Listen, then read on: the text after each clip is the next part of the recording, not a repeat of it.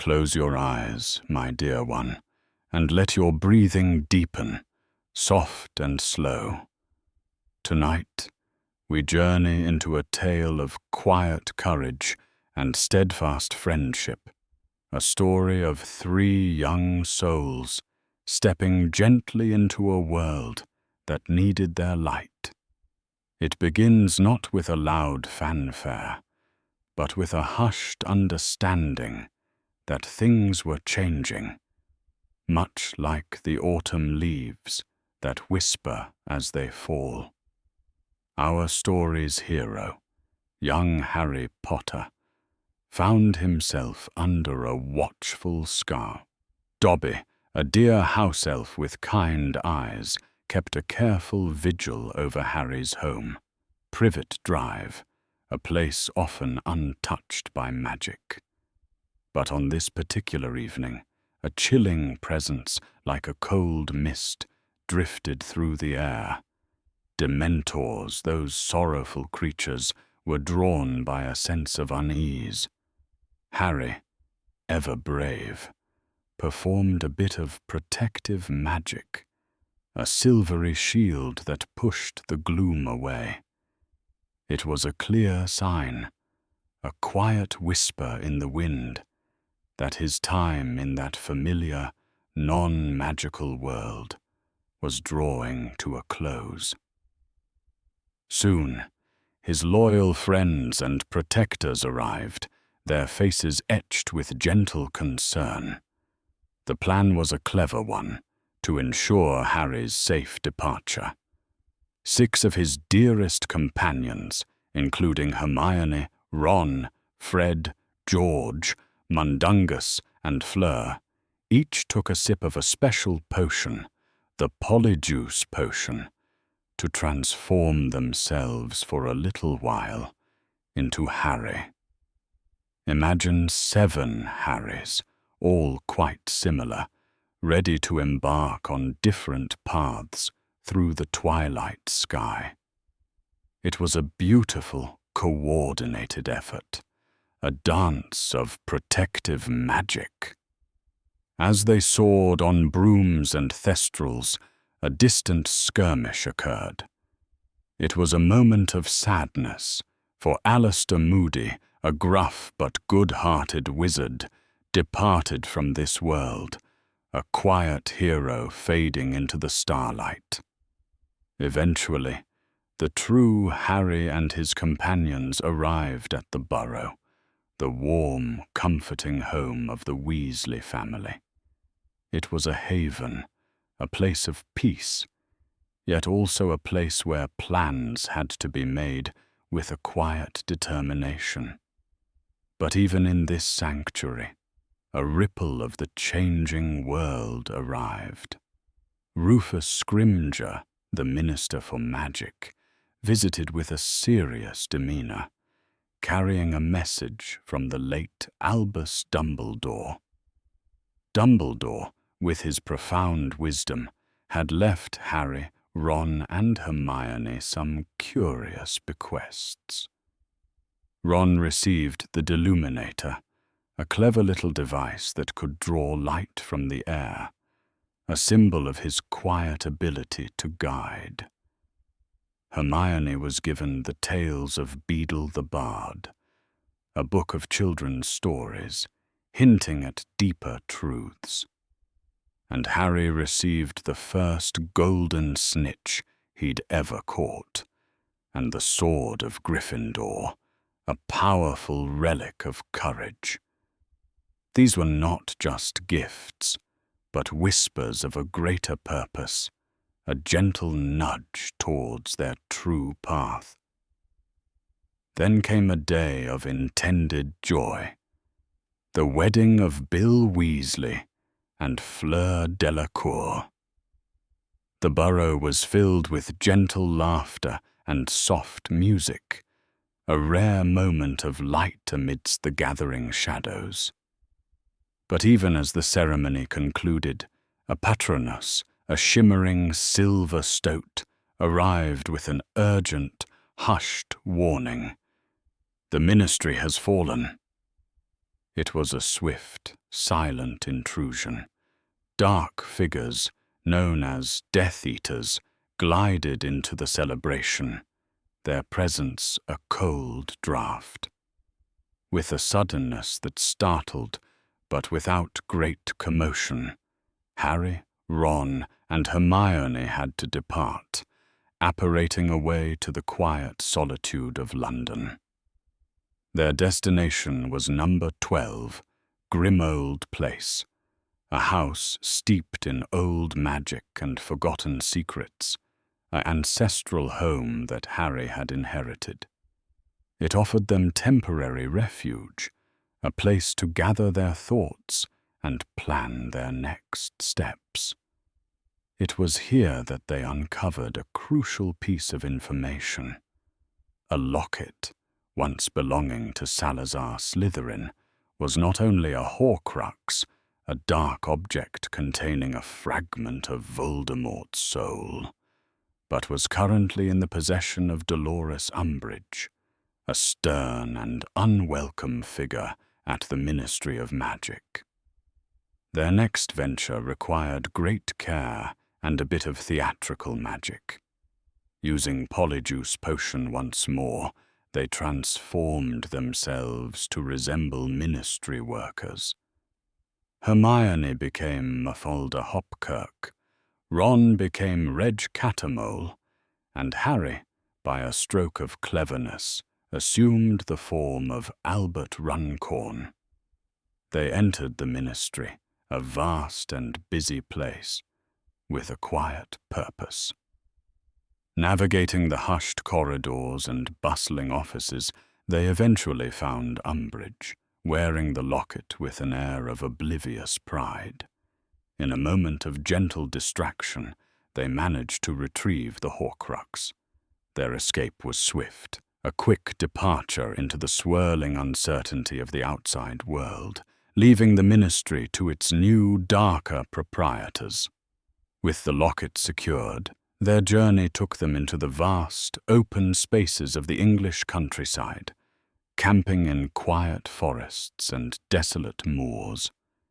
It was a period of solitude, of relying on one another, but also a time of quiet difficulty. The locket, with its dark magic, began to influence their thoughts, whispering doubts and testing their resolve. Ron, under its subtle spell, felt a deep weariness and frustration. In a moment of quiet despair, he left Harry and Hermione, apparating away into the unknown. It was a heavy moment for Harry and Hermione, a quiet sorrow in the stillness of the woods. Days bled into weeks, long stretches of quiet determination and enduring hope. Harry and Hermione continued their search, their bond strengthened by adversity. One cold evening, while keeping watch, Harry saw a soft, silvery light, a doe Patronus, gently leading him through the snow-covered trees. It guided him to a quiet, frozen pond where he saw a shimmering light beneath the ice, the true sword of Gryffindor, which could destroy Horcruxes. As Harry carefully retrieved it, the locket around his neck tightened, its dark magic resisting. But in a moment of true surprise and comfort, Ron reappeared, guided back by the Deluminator's subtle magic, drawn by the sound of Hermione's name. It was Ron, with the brave help of Harry, who plunged the sword into the locket, shattering the dark magic with a quiet, powerful release. Their trio was whole again, stronger for the separation and reunion. Their journey next led them to Godric's Hollow, a village steeped in Harry's earliest memories, a place both sacred and sorrowful. They visited the quiet graveyard, a place of peace, and found the resting places of Harry's parents and Albus Dumbledore's family. A fragile, ancient woman, Bathilda Bagshot, an old historian, welcomed them into her quaint home. But appearances can be deceiving. Bathilda, in a moment of startling change, revealed herself to be Nagini, Voldemort's snake, a terrifying presence disguised. A quick battle ensued, a sudden necessity for survival, and they narrowly escaped, apparating away just as Voldemort himself arrived, drawn by the disturbance. Still seeking answers, Harry, Ron, and Hermione found themselves at the whimsical, slightly disheveled home of Xenophilius Lovegood, Luna's eccentric father. He was a kindly man who spoke of ancient magic and shared with them the tale of the Deathly Hallows, 3 powerful artifacts: the Elder Wand, the Resurrection Stone, and the Cloak of Invisibility. These were not mere objects, he explained, but legends tied to a master of death. Yet their conversation was cut short. Xenophilius, hoping to get his beloved daughter Luna back, had quietly alerted the Death Eaters to their presence. The trio, ever alert, felt the shift in the air, and with a swift, silent motion, apparated away, leaving a sense of quiet tension behind. Their travels, however, eventually led to a moment of capture. Ambushed by snatchers, wizarding bounty hunters, they found themselves bound and brought to a place of shadowed opulence. Malfoy Manor. This was the home of Draco Malfoy, a cold and unwelcoming place now serving as a headquarters for Voldemort's followers. Bellatrix Lestrange, a fierce and unnerving witch, recognized the sword of Gryffindor, believing it to be a treasure from her own vault. She subjected Hermione to a trying interrogation, a moment of deep discomfort and quiet strength from Hermione. In this moment of profound challenge, a familiar, brave little figure appeared. Dobby. With a gentle pop, he materialized in the dungeon, a beacon of hope in the gloom. Dobby, ever loyal, helped Dean Thomas and Luna Lovegood escape first, then returned for Harry and Hermione.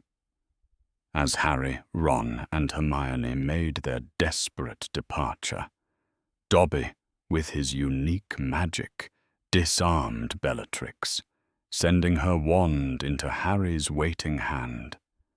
With another pop, they apparated away, leaving the chilling manor behind. They landed on a quiet beach, under the gentle light of the moon, the salty air a sudden relief. But as Harry looked down, he saw that Dobby had been hurt in their escape, a small knife having found its mark. Dobby, ever so brave and loyal, looked up at Harry, his big eyes full of love, whispering Harry's name one last time. In Harry's arms, Dobby found a peaceful rest, his last gentle breath a soft sigh into the night.